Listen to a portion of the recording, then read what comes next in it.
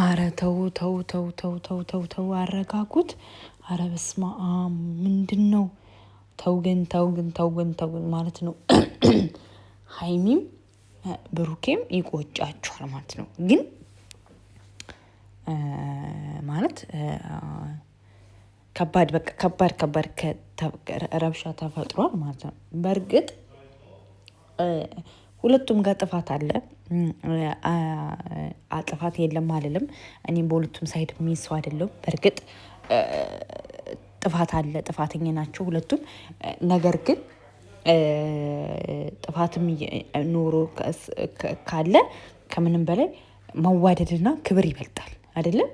ክብር ይበልጣል ማለት ነው። አንደኛው ማለት ነው። አሁን ሀይሚ ዛሬ ላይ አጠገብሽ የቆመ ሰው ሁሉ አሁን ለምሳሌ ሀሰን በጣም ፑሽ እያደረገሽ ነው፣ በጣም እየደገፈሽ ነው ከምልሽ በላይ ማለት ነው። ከምልሽ በላይ በጣም እየደገፈሽ ነው ምናምን ስልሽ ብሩክ ይሄን ያለ ጥቃት አላደረሰብሽም ስልሽ በጣም ይሄን ያህል የተጋነነ ቅጣት ይሄን ያህል ክፉ ነገር አላደረሰብሽም። ላይሽ ምንም ጉዳት አላደረሰም ማለት ነው። እና በቃ በስነ ስርዓት እውነት ነው ይቅርታ ጠይቋል፣ ማድረግ ያለበትን አድርጓል። ማለት እንትንም አግቶ የሚወሰደች ጀስት ፍቅር ይበልጣል ምናምን ብሎ ነው። ግን አሁን ዛሬ ያደረግሽው ነገር ተገቢ አይደለም የእውነት ለመናገር ማለት ለምን ቤቱ ነው ስልሽ ቤት እግዚአብሔር ነው ባይዘዌ ማለት ነው። አንቺም እንትንም ማለት ነ እሱ ሲጀምር ውጭምም አላለም፣ ውጭ ብሎ ካፉም አልወጣም ማለት ነው። ምንም ትናንት ቪዲዮ ላይ በመጨረሻ ነው የተለያያችሁት ማለት ነው። አንቺ ግን ጀስት በጣም ንቀት ነው ይሄ የእውነት ለመናገር ማለት ነው። ከንቀትም ንቀት በቃ አለ አይደለ? በቃ ታግሷል። አዎ በጣም አፍቃሪ ነው። ፍቅር ብሎ መለመን ማለት አለበት። ሀሰን ደግሞ በነገሮች ላይ በጣም ፑሽ እያደረገ ነው፣ እየገፋፋ ነው። ገባሽ አይደለ? መገፋፋት ታውቂያለሽ? የሆነ አንዳንድ ጊዜ ምንድን ነበር እሳት ላይ ክብሪት መጫር ማለት ነው። ሀሰን እንደዛ እያደረገ ነው። ጀስት አንቺውን በቃ ብሩክና እናንተ አሁን እያጠፋችሁ ያለው ብዙ ጊዜ የሆነ ሳሌ ፍፄ ነበረ። ፍፄም አሁን በቃ በጣም እንቆጣው ነበረ። ራሱን አጉሉ ወጥቷል። በቃ እዛ ሴት ይሄ በጣም ምርጥ አይዲያ ነው። ለምን አያስፈልግም?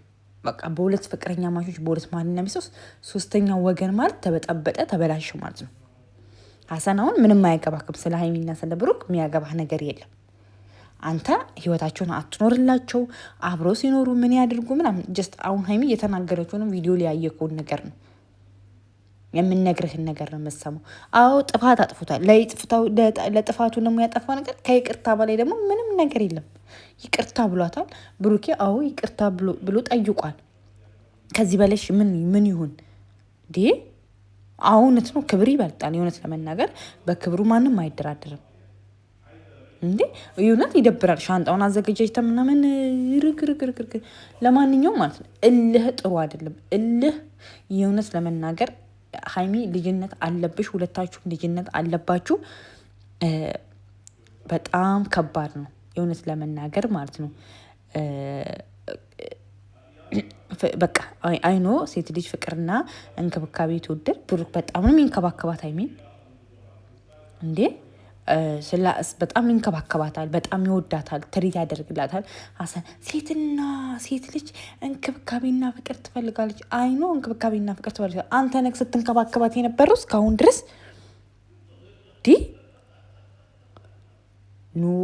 ሀሰን ክብሪት አትለኩስ በየሄድክበት በየተጋጋልክበት። በቃ እኔ ሁል ጊዜም ሲጣሉ እኮ የሚያናድደኝ ሶስተኛ ወገን የሚያመጡት ነገር ነው። አሁን በፊት ፍፄ ነበረ። አሁን ፍፄን ደግሞ ተገላገልን ስንል ደግሞ ይሄ ሀሰን ተብዬው በቃ እሱ ነው ደግሞ እየረበዣ ያለው ማለት ነው። እና ዛት ሚንስ አያስፈልግም።